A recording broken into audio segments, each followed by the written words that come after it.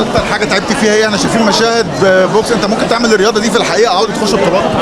لا ما هو اصلا دي لعبتي اصلا في الحقيقه. لا اصعب مشاهد بالنسبه لي مش مشاهد الاكشن.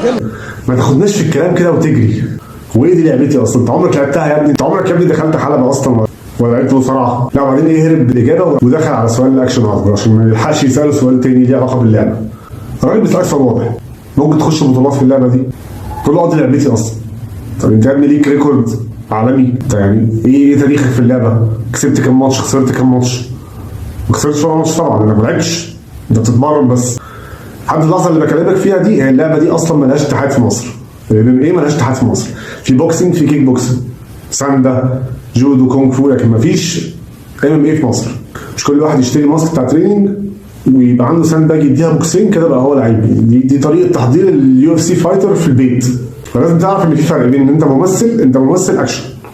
انت لو دخلت UFC انت هتستشهد يعني من اول ماتش. انت مش لعيب، انت مش مصارع يعني، وعيب اكبر بقى.